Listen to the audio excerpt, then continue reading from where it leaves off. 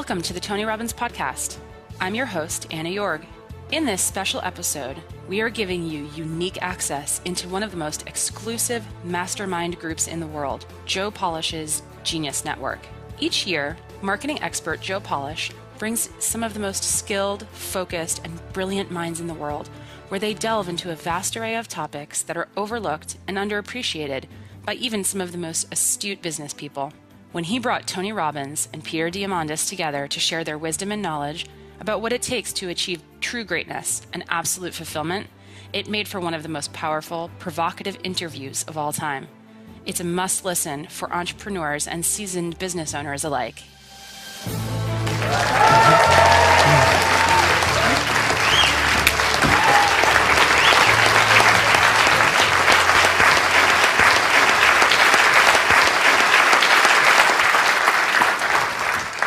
Well, there's a lot of things I'm involved with. I'm very passionate about feeding people. I think you know my story. When I was 11 years old, we had no money, no food, and so a gentleman came and fed my family, and he was just a delivery boy, but it changed my life because it made me believe strangers care. And my father didn't respond very well to the situation. He was very angry, and he left our family shortly thereafter. But for me, it left an indelible mark that people really care. If strangers care about my family, I care about them, and it made me want to do something. So I promised that myself, somehow I do well enough to feed other people. So I was 17, I fed 2 families, and then 4, and then 8, and then 100,000, and then 1 million. And the last 7 years, we've been feeding 2 million through the foundation, and I've matched it with 2 million, so 4 million a year. So I fed 42 million people in my life, and then I started working on this book 4 years ago. Thank you. But I started working on this book, and I've interviewed 50 of the smartest financial people on the planet. People like John Paulson hadn't done an interview in 10 years, and I got one of the first ones with him, and Ray Dalio and people like that. And these are all people not from the Lucky Sperm Club. These are people that did it on their own. They built it from scratch. No one gave them a break. And I'm getting all these insights, and I'm watching Congress pass these laws where they change the budget and they cut food stamps, and I don't call it food stamps anymore, but that's basically what it is, by $8.2 billion. Which basically means every person who needs food in this country, who's not in the position anybody in this room's in, has to go without food 1 week a month for 12 months out of the year unless the private sector picks it up, which is their hope. And most of the private sector is really stressed. So I went to Feeding America and I said, what if I gave you all the profits of this book, all the money I'm getting, all the money I'll ever get, how many people could I feed? And they said 10 million people. And I said, I'm in. And then I got more excited and I added a bunch of money to it. So I added it to 50 million people. And then I said, I'll do matching funds to 100 million, which would be a cool place to go. Awesome, thank you. Awesome. So let me focus in on 3 things. One is the X Prize, and Tony has been extraordinarily generous as a philanthropist, and a number of you in the room here who are members of our Innovation Board, thank you for those of you who are part of that, some of our trustees in the room here. And the story there, again, I think you guys all know this, is my 9-year-old dream in myself was wanting to go into space and giving up on NASA being the way I was going to get to go there.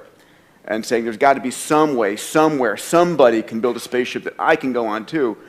And organized a $10 million prize, and as my dear friend Dan Sullivan says, I didn't have the $10 million at the time, but had every faith that I would. It just took me 6 years to find it.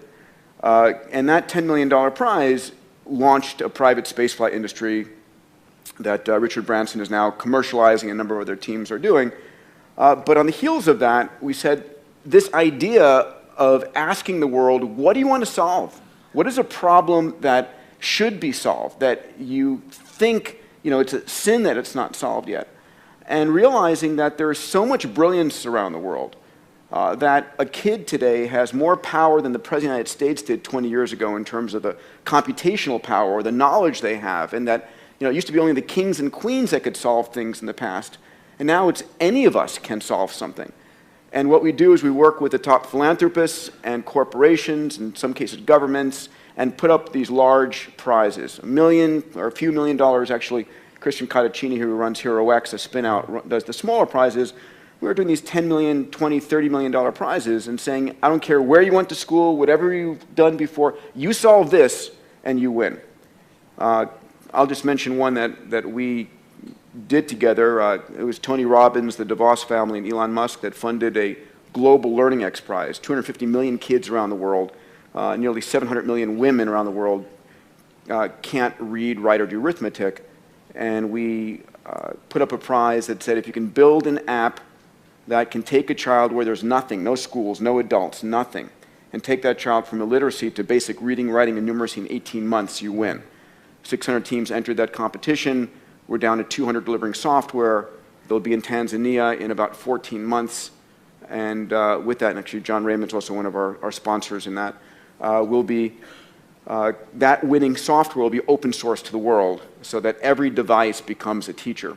So that's X Prize, really excited about that, and we're really focused on mapping the ocean floors. Thank you.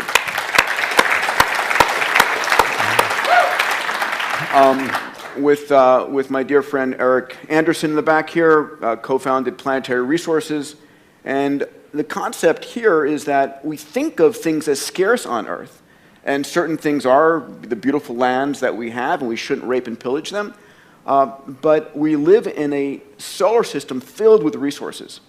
And the concept here of Planetary Resources is we are using the most advanced technology, 3D printed spacecraft, AI on board, sensors that have never flown in orbit before, to go out to prospect near-Earth asteroids, which are rich in fuels, platinum group metals, construction materials.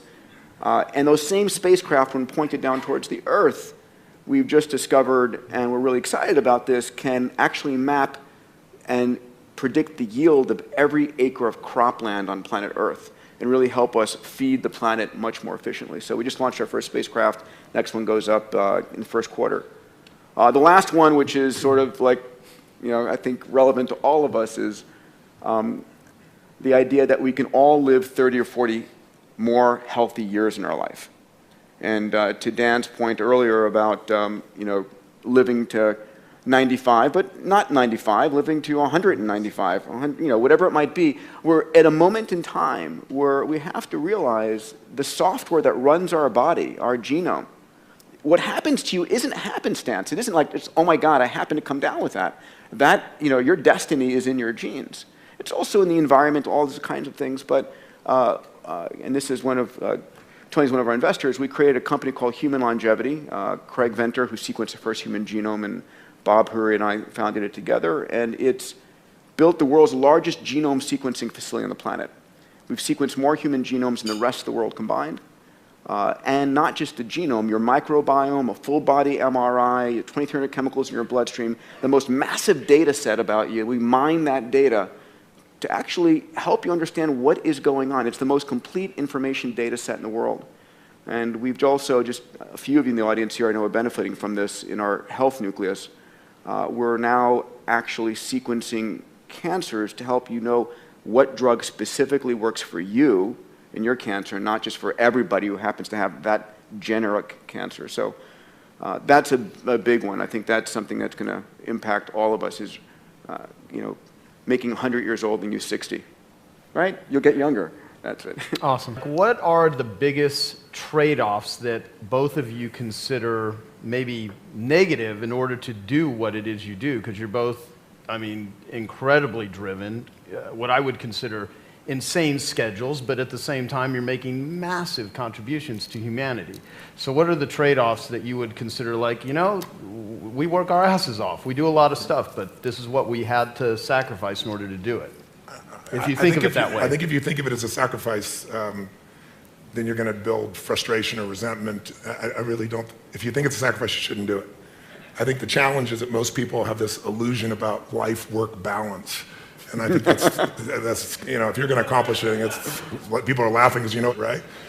What's true is life-work integration. So I was just in 7 countries, 21 days, but who's with me is my family, who's with me is my friends, and I've done well enough to have a plane and bedrooms and all that kind of cool stuff makes it, but when I didn't, we huffed it together, and beginning days it was coach and dragging ourselves around, but I thought it was great for my kids to have schooling, but I thought an education was more valuable, and traveling the earth was a part of that. But we're in the middle of this crazy schedule, but it's not work, it's a mission. When it's work, it's that. I always ask people, I said, how would you describe what you do? And people, I say, is it work, is it career, or is it mission? And most people, of course, say it's work, and that's exactly what it is. It's heavy. If it's your career, it gives you something more. If it's your mission, it doesn't wear you out. It brings energy to you. It's fulfilling. And if you can tie your mission in with the people that you love, it's pretty cool. You know, there's some people in this room that are my friends. I see Dean here in the front row here, and it's like we're all on this mission, and we find time to connect and be with each other and have a blast with each other, but we're sharing about things that matter. I'm not a person to go to a party and like, you know, go in the corner and chit chat. It's like, you want to talk about something deep? Let's rock. You don't? let me go home and be with my family. Or, you know, let me go do something fun, some of that nature. If you can combine your mission with your family, combine your mission with some of your friends, then you're going to accomplish 1,000,000 times more. But if you think it's a sacrifice, don't do it, because then all you're doing is you're going to have resentment later on or frustration later on, and then you really aren't contributing because you're trading off. You're not giving. No. Great. I think I'm a 9-year-old kid. Those of you who know me know I'm a 9-year-old child in my body, pinching myself every day that I get to do. It is extraordinary. I would not want to be doing anything else. I mean, there's hard work, and it's like I'm pushing myself more than anybody else, but I love it. I cannot imagine doing anything else. And that's the challenge, right? The question is, a lot of people are doing something to get to something else. And that's just wrong. I agree. And it's a matter of don't do it because your parents told you, because you heard it on an infomercial, because whatever. Do what is your highest calling in life and love it. And so I don't work at all. I really don't work. You know, Dan has told me to get rid of it, and so I get rid of it. Well, you know, I mean, this room is filled with some very high achievers. And obviously what I wanted to derive from you guys is just some insights, some how-tos, some what it is you do to just give them, you know, perspective and stuff. And I carefully chose some questions. And this one is, you're both masters at achieving what most people consider impossible. And I mean, really, like what you guys do, most people consider absolutely impossible. So when something is considered quote-unquote impossible, how do you reframe it so it becomes possible in your mind? And how much of that is mindset? Well, I think impossible is not a fact, it's an opinion. When someone tells me it's impossible, I always just look at them. Anybody around me knows that they can't do that. So that's part of it. But if they didn't know me, it's your opinion. And they'll say, no, science shows. And I say, yeah, and how many times has science showed something's impossible? Now science shows it's possible. Things are impossible until somebody does it. And so I find that, you know, most of your business people, you look at businesses and what does it take to make a business grow? It's not impossible to make a business grow. A business has been shrinking for a long time, or it's been stuck. The real problem is always, the chokehold is always the psychology and the skills of the leader. Always. And 80% of that is psychology and 20% is the mechanics. Like if you don't know how to read your financials and you're trying to fly the plane of your company, I mean, come on. You know, if all you do is go down and you look at profit and loss and you see what it is and you have a beer, either way, you either celebrate or you get depressed, you know, something, you know, you're going to be in trouble, right? But if you have the skill sets, that's one thing. But you can get any skill set if you have the psychology. And anytime a business is not growing, it is not because it's impossible. It's because they aren't innovating, and they're not innovating because they're believing it's impossible. I mean, if we all know what does it take to transform, and obviously help people, it takes 3 things to create a breakthrough in anything, in your personal life, in your business, anywhere. You need a strategy. But that's not the first place you should look, and it's the first place all of us look. Me too. It's our inherent thing. You want to lose weight? Well, how do I do it? I want to grow my business? How do I do it?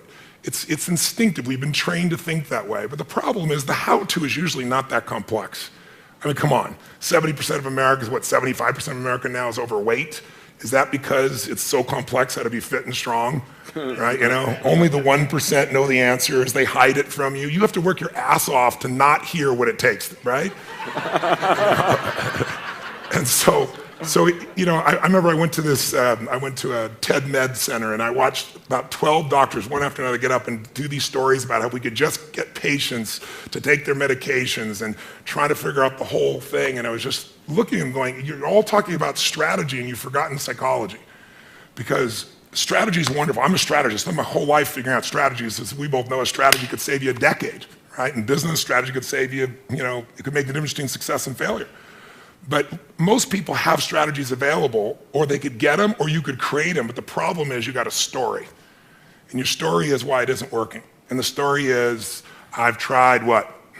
Everything. If you tried everything, you'd be fit, right? If you tried everything, you'd be profitable. If you tried everything, you'd be there. But people say it, I'm big boned. That's what I used to say. I'm still big boned, but I'm 38 pounds lighter than I was 25 years ago, and I've never gained it back, right? When I was big boned, that was my story. All the good ones are gone. That's why I'm not in a relationship. Or they're gay and I'm not, or I'm gay and they are, or whatever the story is. There's always a story. And what I tell people is, if you can just divorce the story of your limitation and marry the truth of your unlimited capacity, then the whole game changes. But it's hard to do that because when you're in your story, you don't even realize it. So you need a third piece for a breakthrough, and that's really what my life's about, which is changing people's states. Because in a different state, we're different people. Can mean people be nice? Yes or no? Yes or no? Of course they are, when they're in a nice state. Can nice people be mean? Sure, they get a mean state. So really learning to train yourself to be in an ideal state where the best of you comes out for yourself, for your family, for your mission, for your world, for your coworkers. To me, that's one of the most important decisions in life to make. If you ask me, out of all the people I've met, all the things I've seen, what creates a magnificent life? Everybody has goals and dreams that are different. Some people want picket fence. Some want to make $1 billion. Some, want to have this huge breakthrough in technology. Some people want to write beautiful poetry. Whatever is right for people is what I want them for themselves. I don't want them to be like me or you or anybody else. I want them to have their dream. But to have it, you need two skills. You need, number one, to have the science of achievement. It's a science. You have to know how to take your vision and make it real. And most of the people in this room have already figured that out. And this guy sure as hell has, and you have, and I have. So most of us know, and we can all refine our skills in that area. But we know how to take what we dream about, make it real. And if you don't, you can learn from somebody who does. The simplest thing is get crazily hungry for something. We all know when you get so hungry, so desirous, your brain starts coming up with answers. And then it's massive action, but effective execution, which is all modeling, which is, I assume, what this is about. Find the best example, compress the time. Let someone else take 20 years to figure it out. You do it in 2 weeks or 2 months or whatever the period is. We should all be standing on the shoulders of the people around us instead of reinventing the wheel. And then there's this thing called grace. If you work your ass off, you're totally focused, you're trying to serve something larger than yourself, and you really are executing what works, you need a little grace. You might want to call it luck if you prefer, God, the universe, but it's there. And we can all achieve. But I think the more important skill, if you ask me, is to have an extraordinary life is the art of fulfillment. And it's an art. It's not a science. Because there's a science to making money. I don't care who you are. If you do certain things, you're going to have too much financial stress. You do other things, you're going to have an abundance. There's a science. There's a science to your body. Everyone here is biochemically different genome, but there's certain fundamental patterns that if you and I follow them, you're going to have tons of energy, you're going to feel good. If you break them, you're going to pay the price and have low energy or disease. But fulfillment is an art. What's going to fulfill you is different than the other person next to you. You're not going to learn that from anybody else. And you got to find it, because success without fulfillment is the ultimate failure. And I get those phone calls all the time for the multi-billionaire entrepreneur or politician or business person or a person just won their Academy Award and they're depressed and they can't tell anybody because they got all their goals, but they're not fulfilled because they really don't have that sense of meaning in their life. They went for something and they got it. They achieved. And if you doubt this, what I'm saying is relevant to you or us or anyone, just think about a month ago, we lost what I consider to be a national treasure, Robin Williams. How many of you loved Robin Williams? Look around the room, keep your hands up, look. And most of you didn't know him, almost every. And then where you go in the world, people love Robin Williams. By the way, was he great at achievement? Oh my God, that guy, he said he wanted to become a great comedian, he did that. I want to make the world laugh, he did. I want to make my own TV show, he did. I want to have the #1 TV show, he did it. I want to make movies, he did it. I want an Academy Award for not being funny. Not his skill set, drama, and he did it. I want a beautiful family, and he did it. And then he hung himself. Make everybody happy but yourself. Not a good plan. So if I had a gift to give you, it would be maybe make a different decision. And the decision is that no matter what happens in your life, you're going to live in a beautiful state. A beautiful state. And that could be happy, that could be grateful, that could be being generous. Those are all beautiful states, aren't they? It could be curious. It could be fun, it could be playful. You're not limited to one state, but it's different than suffering. And most people's suffering, and all suffering I've ever seen, I've traveled to 100 countries, I've dealt with presidents of countries and presidents of businesses, CEOs, I've dealt with people in prison, I've dealt with, you name it, average people. Suffering always comes because you're obsessed about something related to you. You can only be depressed if you're focusing on yourself. You say, no, I'm depressed because it's my kids and they're not doing well. No, you're depressed because you feel you failed your kids. It's about you. It's about how you think what you should have done or shouldn't have done, or what someone did to you or didn't do to you in the past or the future, which don't even exist. So I have a simple goal. My goal is help people make a decision that says, I don't know what's going to happen. You might get a divorce, even though you don't think so. You might find a member of your family with cancer. You might have your house get burned down or have a tornado go by, and if you live in the same place, it happens every 2 years and you move back, we should talk. But you know, some people seem to do that for some reason. You can't control those things. I can't control those things. I don't want those to happen to you or anybody I love or anybody who's even a stranger to me, but they're going to happen. True?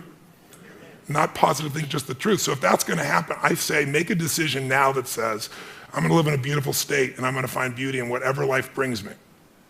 Because life is too short not to. I see a little buddy over here named Sean. I remember when I got a phone call from the Make-A-Wish Foundation saying, a young man is about to die and he wants to meet you. And he came to the seminar, and then I took him out afterwards. And at the time, if he coughed too much, they said, you can't grab him. I said, I want to take him across the fire. They said, take him across the fire? I said, if he coughs, he'll break a rib. I said, I'll be really gentle. We're going to do this thing. And he did it. And then afterwards, I sat down with him and I said, man, I don't have the answers, but if your body is, you're just coughing and it's going to make you break a rib, your body is so acid. I said, you should get alkaline. Let me put you together with a doctor. And how many years ago was that? I'm 36. I was 19. You were 19 and you're now 36. I like seeing you here still, brother. Give him a hand. He's a beautiful man. He's a beautiful man. But Sean, what made me think of Sean is Sean lives in a beautiful state. He could be complaining and whining. And what does he do? His whole life is not about himself. That's why he's so happy. He doesn't live in himself. He lives outside himself, serving things he loves. He still takes care of himself, and he's funny. He likes to seduce women and things like I can't talk about right now, but... Oh, you're married now? Okay, well, good. I'm glad to hear it's about frickin' time, all right, Sean? It's good to see you grew up. Now, the bottom line is this young man over here who now is at a different stage of life, he's always been who he is. I think he lived because he lived for more than himself. I'm sure he felt pain, but we only suffer when we think about what's being done to us or what people are going to think or what they should have done or hadn't done, and you can't control that stuff anyway. I mean, why be pissed when people are going to do it? Are people going to be mean? Yes or no? Are people going to be unfair and unjust? Yes or no? Are people going to be beautiful and generous? Yes or no? You just never know when that's going to happen, so might as well enjoy yourself along the way. And I suggest today, if you want, if there's any gift I came by to give you, it's to tell you what you know already, but get you to make a decision about it. To actually decide, I'm going to live in a beautiful state. That doesn't mean I don't get angry or tired. Or, suffering arises and you end it the moment you go, I'm thinking about me. If I do this, I'll always be suffering. The human mind is always looking for what's wrong. The human brain is not designed to make you happy. It's designed to make you survive. Happiness, that's your job. And you only get it if you draw a line in the sand. That's how it's going to be.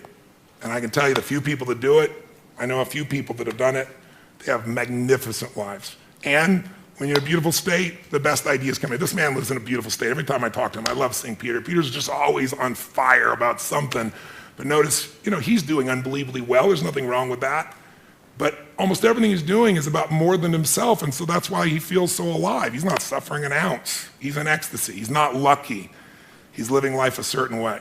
It's a beautiful way. I'm honored to have you as a friend. Thank you, brother. How many met this man before and he was in a wonderful state? Let me show your hands. I don't think I've ever seen him not in a wonderful state. I've seen him have some painful, challenging places, but he doesn't stay there. And look what he's able to create because of it. He is a 9-year-old boy who's on fire. He's on fire to light the world on fire with what's possible. It's a beautiful thing. I honor you. So the contribution I'll make, thank you, Tony. And I think it was about impossible and mindset and so forth, is the reality is there is very little that's impossible, period. It just is. And your mindset, as soon as you say something is impossible, then you shut down every possibility for solving it, right? And we all know this. And the challenge is that it's really hard not to be in that state because we get thrown stuff all the time. And what I want to share with you is an experiment, which is to say, okay, not only how do I make it possible, but how do I actually go 10 times bigger? And you've heard me speak about this, moonshot thinking, bold thinking, whatever the case, whatever terminology you want to give it. And most of us in our life are trying to make a 10% improvement. And we know this. I'm trying to increase my revenues by 10%. I'm trying to reduce my sales by 10%, save 10% more of the lands out there. Whatever it truly is, we all have this sort of beaten into us by life and by the rest of the universe that you can make these small incremental improvements. But the fact of the matter is that there are those in the world that go 10 times bigger. And every one of us can be that. And as soon as you say, I want to not only solve this thing, but go 10 times bigger in my work, in the things, and can I say this, in something that you're truly passionate about, not just about earning a little bit more money. I mean, it really should be in something that you care truly about, that is bigger than yourself, that is impacting the world. As soon as you try and go 10 times bigger, 3 magical things happen. Number one, even if you have no idea how to solve it, no idea how to get there, you'll be amazed at what you come up with. And what's interesting is our legacy, our past, anchors us to where we are today. And you have to let go of that. You truly have to let go of all the stuff in your past, what you thought you'd done, all of the infrastructure that you've built to let yourself go. When Elon Musk built Tesla, the reason Tesla was such an amazingly better car is he didn't have 100 years of Detroit to hold on to. He started with a clean sheet of paper. And imagine what could be. The second thing is when you try and go 10 times bigger versus 10% bigger, it's 100 times the value proposition. And it's never 100 times more expensive or 100 times harder. And so you get this increased capability. And then the third thing is when you try and go 10 times bigger, to solve a problem 10 times bigger, you've got to reinvent stuff. You have to actually go and figure out, okay, I have no idea how I'm going to solve that, but you're going to start to reinvent things. So when Eric and I were working on, asteroid mining, we had to reinvent. We had to have, so much computational power on board the spacecraft. We had to come up with brand new sensors and hyperspectral and midwave IR that didn't exist, had never been licensed, because these spacecraft were going to be operating at 200 million miles away, and that forced us to come up with new kinds of capabilities that were not currently possible. And you'll be amazed what those capabilities that you create in your business, in your life, enable you to do. And so there's this massive benefit, this payoff, this dividend that comes from expanding your mind and not being anchored to the past. And so I think that there are very few things that are truly impossible. I think that impossible is a state of mind. And I'll say one other thing. The people in your life are part of that anchoring.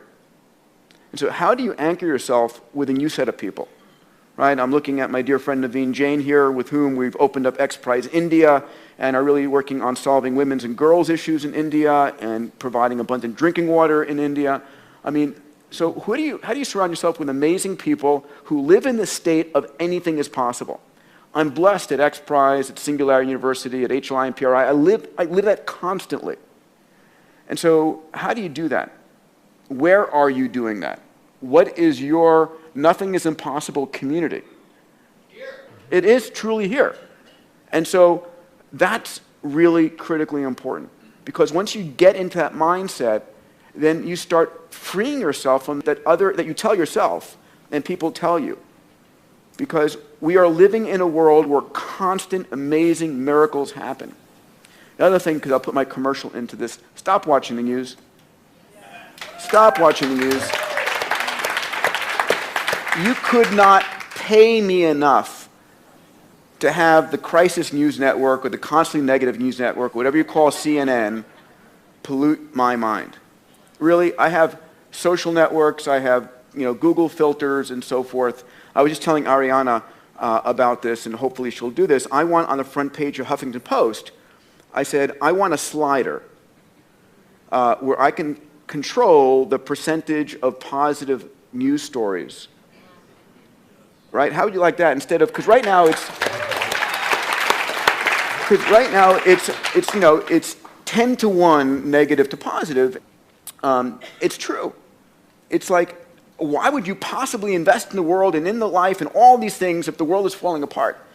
If, if the Crisis News Network is like showing you airplane accident, airplane accident, airplane accident, what problem is that the news networks never tell you, there was no school shooting today at this school, or this airplane actually flew LA to New York and actually made it and everybody survived. That's not news. And so we get this disproportionate view, and so our minds are constantly, the mindset you have when you watch the negative news is awful. Not that it's not going on. It's not that there's this amazing hardship and lives that are on the precipice of hunger and death around the world. But the world is getting better at an extraordinary rate, and you can make a difference in it. And there is no problem. There is no problem we cannot solve, period. End of statement. So. Awesome. All right, so since both of you are two of the greatest achievers and biggest thinkers, at least that I know. In the history of humanity. Well, honest to God, you know what? No, in a very serious way. It's funny. I can't imagine there will ever be another Tony Robbins. You are a freaking freak of nature. That's true. A force of nature. And I mean, one of the most amazing things, like when I went to date with Destiny, he'll ask, how many of you came here, you're thinking about committing suicide? And literally, I don't know, anywhere from 6 to 12 or whatever, I don't know the amount, stand up, and you literally take that on. I don't know another human being that could, I mean, it's mind-boggling, and you flip it. You take a person in a horrible, hopeless state, and they're coming to your seminar maybe as a last-ditch effort, but there's that hope. And you just channel it, but then you share that with freaking thousands of people live on the spot. I mean, and that's just one of like hundreds of things that you do that are mind-boggling. And everybody in the audience thinking, there's no way he can do this. There's no way you can solve. How can you possibly? And then boom, it's done. You do it. It is truly a blessing to have you on the planet. It's a blessing. I mean, like, were you born this way? It's a stupid question, but like, I'm saying it for other people. Like, you built yourself to be Tony Robbins. Could we publish your gene sequence? I was a kid from Azusa who had no certainty, who we had no food and had to be in charge because my mother was a little crazy, and I promised myself that my future family would never go through this.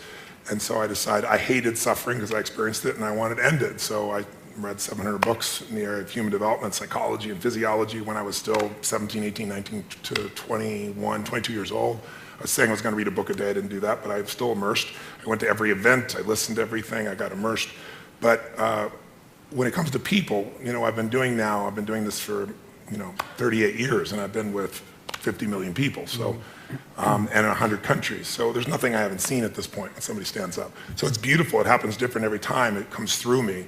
And I really believe in grace. I really believe it's there. But I prepare at a level that most people never dream of. And I also know that there's, whatever human beings feel, we are not our feelings. We are not our patterns. Those are things we might identify with, but we're not that. And so when I see a pattern and it doesn't work, I don't think the person's broken. I don't think anybody's broken. I'm not here to fix people.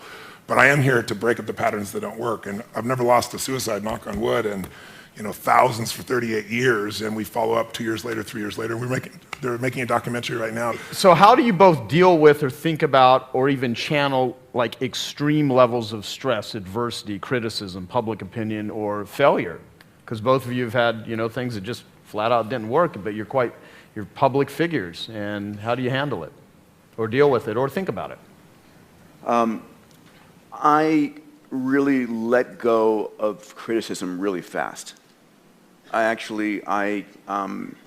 might, sort of process it in the moment, try and figure out is there something that I truly can learn from there valid, but I let go of it really fast. And so if I'm in a fight, a personal fight or whatever, it's like, time is so precious. Time is so precious. Failure, God, I've had a wonderful series of failures. And, I built a launch vehicle company that we won this huge contract and couldn't finance it and had to close it down. I've built a multitude of companies. Luckily, a third have been great, a third have been okay, and a third have been life lessons. But I have to believe that what I'm doing in my heart of hearts is the right thing to do.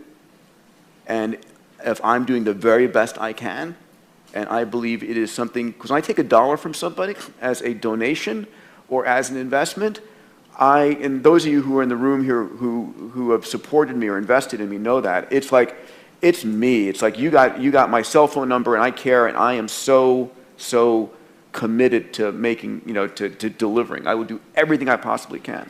So I need to know that for myself. And I can sleep at night if something fails, but I know I gave it everything I possibly could. And there are also those times where, it's like nosedive. And I will stop everything else I'm doing, and I will go laser-like on that. 100%, 24 hours a day, 7 days a week, and I will do everything humanly possible. And it takes that a lot of times. It absolutely takes that a lot of times. So, that's for me. Awesome, thank you. I would say, I love to light people up. Since I was a little kid, I love to light people up. And so early on, I want to make everybody happy all the time. And then I come in this package, I was 5'1", and then next thing I know, I'm 6'7". I grew 10 inches in a year because I had a tumor in my brain. And I didn't even know it. And I grew, so I'm big, and I'm quiet and unassuming. I have a hard time expressing my true feelings, so it makes it difficult for people to understand what I'm really like. No, I'm fairly loud and intense, and what happened for me in the beginning is I was trying to make everybody happy all the time, and then I just began to realize not everybody wants to be happy. And gradually I began to realize opinions are a dime a dozen, but impact is all that matters to me. So when you've had the impact, and you don't need anybody else to tell you. And you don't need somebody else to acknowledge you, put stars on your chart. When you do what's right, you know it. And no one can take that from you. They can take away anything you have, but they can't take away who you become. And you become something unique when you find a way to grow and you find a way to give. And when you do that consistently, it creates an extraordinary life. So I'd lie to say that I don't want people to hate me or dislike me, but it wouldn't be accurate to say I don't care, but I don't care enough to change what I'm doing. If what I'm doing is valuable. And I think that as far as failure is concerned, oh my God, there's just so many failures, but I just don't hold it that way. And it's not a technique or being positive, it's just being intelligent. Failure is education if you use it. If you learn something, it's not a failure. If you don't learn anything, then it's failure. But if you learn something, how many of you in this room have had something happen in your life that was horrific? You hated it. You'd never want to go through it again. You never want somebody you care about to go through it. But looking back on it 5, 10 years later, you say, I'm so glad I went through that because it made me so much stronger or so much smarter or maybe care so much more. Who can relate? I'm curious, right? So if that's true, then why not adopt the philosophy that life is not happening to me, it's happening for me. And that everything's happening for me, even what I thought was failure. And now my job is to figure out where's the benefit and use it for greater good. So I could probably list unlimited failures, but I would be insincere because I don't really look at them as failure, and that's not because I'm positive, it's just because I work my ass off to figure out what can I learn from that, how can I use that, and I'd like to make people happy, but I've also learned in business, I fire customers. I don't need them. It's a privilege to do business with us because we will more than deliver times 10. And so I teach my team, and it's so rare we have to do it anymore, but you fire a customer and you say, listen, we're not going to be able to meet your needs clearly because are there people out there that no matter what you do, they're going to be unhappy, yes or no? So why are you doing business with them and taking the life energy of your organization from it? I get rid of them so fast, and then they always want back in, and I never let them back, never. And then when they become a public hanging and other people go, well, this is how you play here. Because in the world of the internet, we've lost any form of kindness. People say things that are the most harsh, horrific thing, the stuff people write. And all it is people who feel insignificant, who would never have the guts to say something to your face, but we've created an environment where it's tolerated. And so I think reversing that is really important. You have to define your environment, your business, your world, your family, because we all get what we tolerate. I won't tolerate it. I'll give my soul to a stranger, but I won't tolerate somebody being abusive to any member of my team or to people in my audience or to me, certainly not to my family. And you get what you tolerate, you got to decide. And you also get what you tolerate in yourself. And I think if you can look at what you're tolerating yourself and say, I'm not going to tolerate that anymore in myself, then it's easier to lead other people. If you're just telling other people you won't tolerate, they'll look at you and go, yeah, you don't tolerate, but look how you are.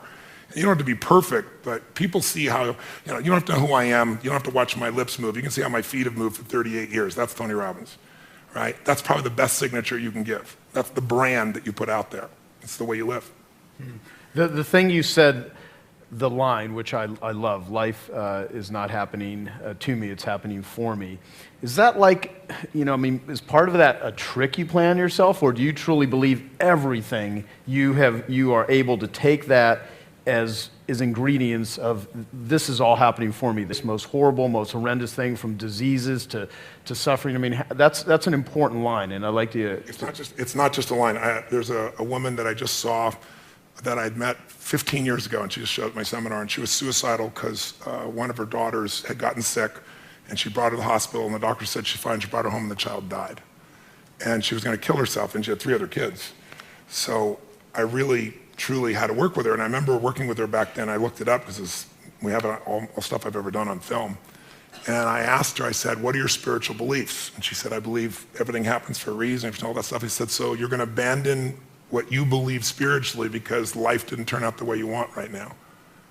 She said, no. I said, if it's the truth, it'll be the truth when it's painful, it'll be the truth when it's pleasurable. So I would lie to you to say, I jump up and go, this is happening for me right now. I don't do that.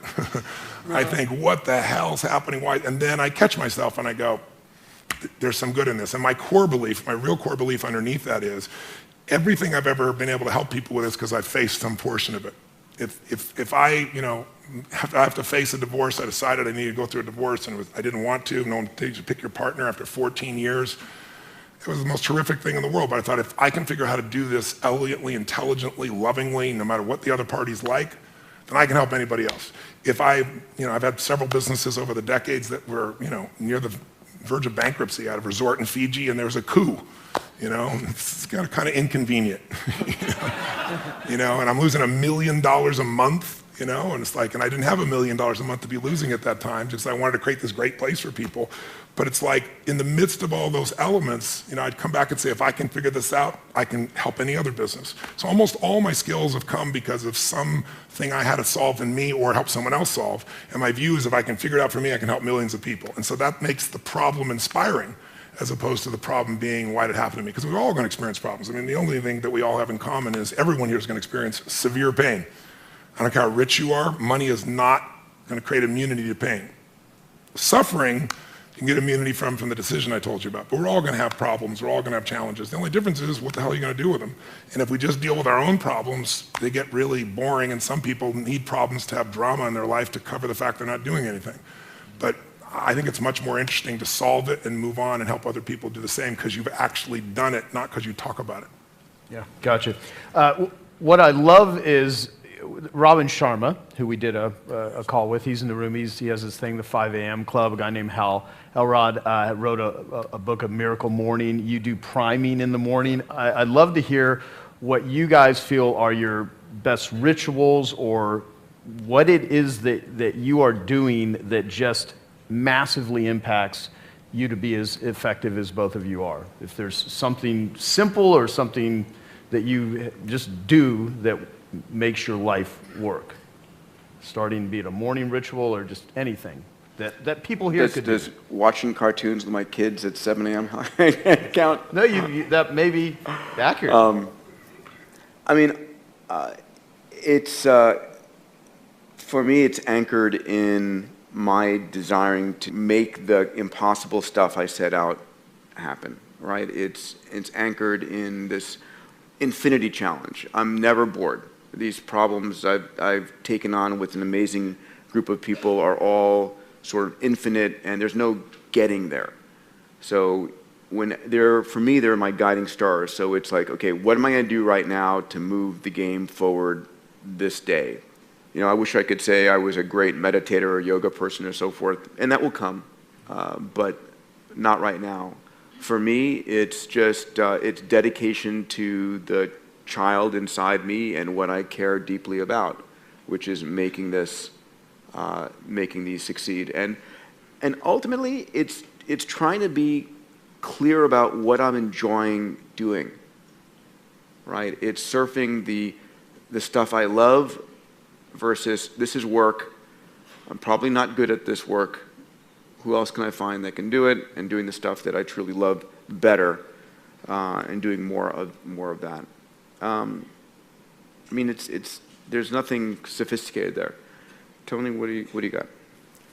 I think anyone who succeeds has something that they aspire to. There's a mission, there's a direction, there's a desire, and they bring it up regularly. And you do that, even though you say you don't do it in a sophisticated way. Attacking the human genome and figuring out how to get meteors to feed you what you need is a fairly large vision, somewhat sophisticated. Mine's really simple. Mine's simple is I believe that the body is the place that drives the mind the fastest. You can go inside your head all day long trying to resolve things and make excuses or freak out, but I learned early on in my life that in order to make myself do things, I had to trigger this body to feel strength and to know that when I say something, I mean it. And so I have a simple ritual that's actually enjoyable. It may not sound enjoyable, but it is now, which is I get up every morning, and I'm privileged to have multiple homes. So if I'm in those homes, one of the homes I have a river, the rest of them I have cold plunges. And I go into 56-degree temperature just for about 60 seconds. I jump straight in, or I was just in Sun Valley, the river's 38 degrees, a little bit cooler. And I took my nephew and said, "You're about to learn how to start your day." And I bring all my friends when they come. They all have to do this. But every cell, every nerve in your body explodes, and it's phenomenal for your lymph system, phenomenal for your health, but it also is just a simple discipline that says, I say it, it happens. I'm going to say I'm going to do this, I do it. And I've done it so much, it's there, and it's invigorating. And then I do, as you said, something I call priming. I don't, you wake up and you're, 22 hours off your normal time zone, and you've got to get up and take care of 10,000 people for 3 days and nights for 14 to 15 hours. You don't always wake up feeling, wow, is this the coolest thing in the world? Some wake up and go, what universe is my body in, And so I do my physical ritual, but then I also do this priming. And priming for me is just, I don't hope that I'm going to show up at my best. I create a state for it. Most of you know probably the principle of priming. They've proven it in so many scientific studies. We all think we make our decisions consciously, when much of our decision making that we think is conscious is being made by contextual environmental manipulation that we're not even thinking about. On one study, they took some people and they hired actors that would go to 100 people, and they'd walk up to you, and they were trained to do the exact same look, same expression, and they'd say, "Would you hold this?" They hand you a coffee cup, and they reach in their pocket and grab their phone, put them back, say, "Thank you very much." They just kind of assume the action, and they would do it the same way, same facial expression. 100 people one way, 100 people other. And what was the only difference? Cold iced coffee versus hot coffee. An hour later, they come back with some people, different people, who've got little caps on. They're saying, "Listen, we'll give you $10 if you'll give us 2 minutes. If you read this 3-paragraph story and give us 2 question answers." And they read this little story, everyone reads the same story, and at the end they ask them, how would you describe the main character? What are they like as a person? 80% of the people that got warm coffee said they're warm, they're generous, they're loving, but warm is always one of the language patterns. 80% like clockwork, the people that got the iced coffee, same story, say that they're very cold, that they use language like being obsessed or being about themselves, selfish, things of this nature. I give you dozens of examples. So what I do each morning is I do a breathing pattern. It's an explosive breathing pattern I learned in India, breathing your breath in and exploding it out, from the gut out the nose. And I do that 3 sets of 10, pause, 3 sets of 10, pause, 3 sets of 10. So it alters my state. And then I just do 3 things for 10 minutes because I have this deal with myself. If you don't have 10 minutes for yourself, you don't have a life. Who's with me on this? So I said, you know what? I don't need to have 20-minute, 30-minute, 40-minute meditations. I want 10 minutes, and I don't know. I need to meditate. I don't know if I'm going to meditate. To not think. I don't know too many people can do that, and I don't even know that I want to not frickin' think. So I thought, what I want to do is I want to focus on the emotions that will cause me to be the better me. And the 2 emotions that most people are messed up by are anger and fear. And when you're grateful, you can't be angry. Try to be grateful and angry simultaneously. It'll never work. And you can't be fearful when you're grateful.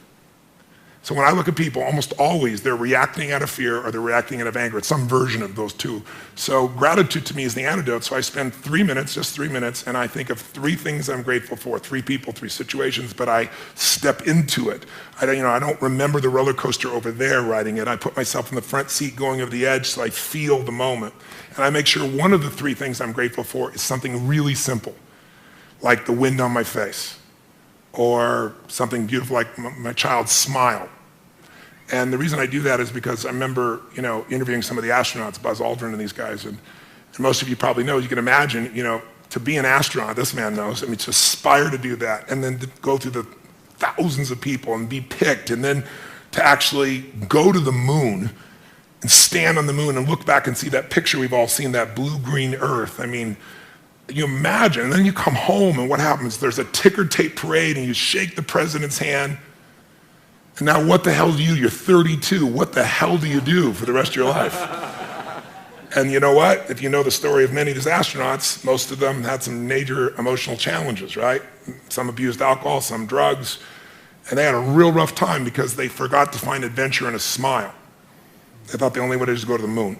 So I trained myself to make sure not just the big, beautiful things that are part of my life, but the little things. And so I feel that for 3 minutes. Then I do 3 minutes of a blessing, corny as it may sound.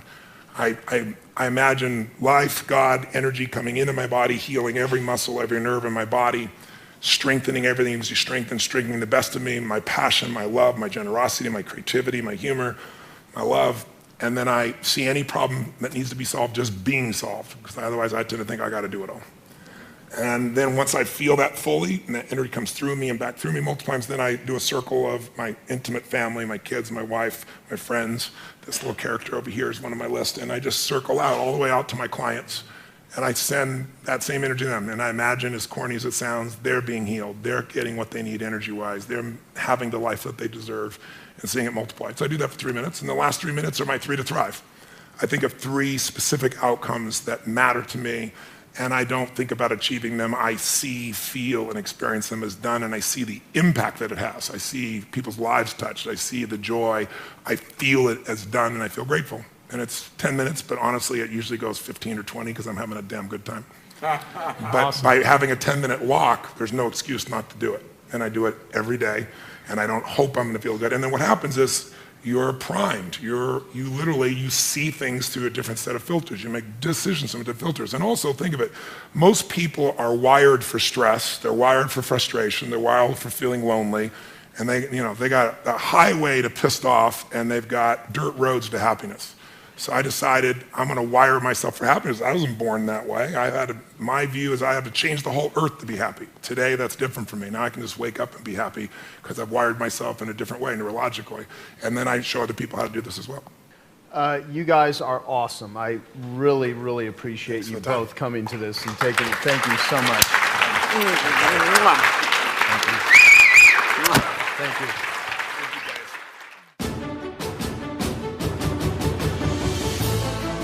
Do you have the right mindset and skills to take your business to the next level?